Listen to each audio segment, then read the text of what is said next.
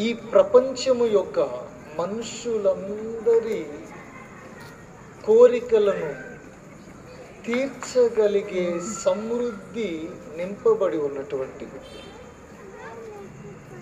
ఇది సకల జీవుల సకల ప్రాణముల యొక్క ఆశలన్నిటిని కూడా తీర్చుటకు దేవుని యొక్క గుప్పిలి అనబడే ఈ ప్రపంచములో ఎంతో సమృద్ధి దాగి ఉంది.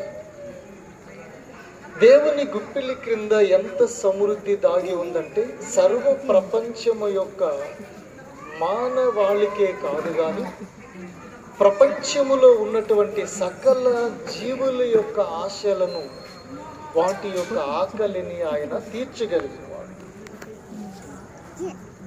మీరు మనుషులనే కాదు, కొన్ని జంతువులను చూడండి. మనుషులనే కాదు, ప్రపంచ జీవరాశులలో చాలా ప్రాణులు ఉన్నాయి.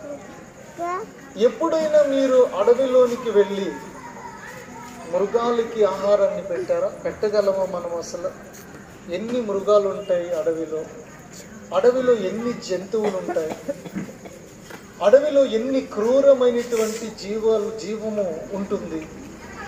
అటువంటి జీవము కలిగిన అటువంటి ప్రాంగణంలోనికి మనం వెళ్ళి ఏ అడవిలో ఏ యొక్క జంతువుకి కానీ మనము ఏ రోజు కూడా ఆహారాన్ని సిద్ధపరచము. అలాగే మీరు సముద్రంలోనికి వెళ్ళి ఎప్పుడైనా చేపలకు ఆహారాన్ని సిద్ధం చేశారా? చేయలేదు. లేదు, ఎవరైనా అట్టి త్యాగముతో చేయగలరా? సముద్రంలో దాగి ఉన్నటువంటి ఎన్నో ప్రాణులు ఉన్నాయి, కొన్ని వేల జాతులు చేపలు ఉన్నాయి సముద్రంలో. మనం ఏ రోజు కూడా సముద్రంలోనికి వెళ్ళి ఏ జలచరాలకు మనము ఆహారం అనేటువంటిది సిద్ధం చేయలేదు. అలాగే ఆకాశంలో పక్షులను చూడండి, కొన్ని వేల జాతుల పక్షులు ఉన్నాయి.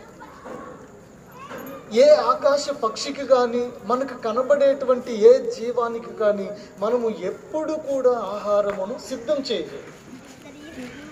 దేవుని కోసం అంటే ఈ ప్రపంచంలో ఆయన అరచు కాకి పిల్లకు ఆహారమును సిద్ధపరిచేవాడు. కాబట్టి దేవుని కోసం ప్రతిరోజు ఉదయమున, దేవుని కోసం ప్రతిరోజు కూడా ఈ ప్రపంచంలో అనేకమైనటువంటి పక్షులు, జలచరములు, అలాగే అడవిలో ఉండేటువంటి అనేకమైనటువంటి మృగములు దేవుని కోసము ఎదురు చూస్తూ ఉంటాయి. ఎందుకంటే దేవుడు వాటి యొక్క ఆకలిని తీర్చేటువంటి వాడు.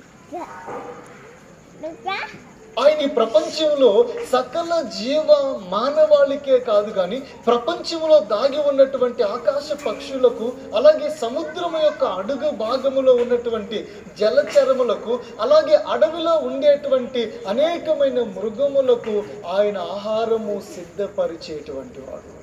కీర్తనల గ్రంథములో ఒక మాట ఉంది, తగిన కాలమున నీవు వాటికి ఆహారం ఇచ్చేదవని ఇవన్నీ నీ దయ కొరకు కనిపెట్టుచున్నవి.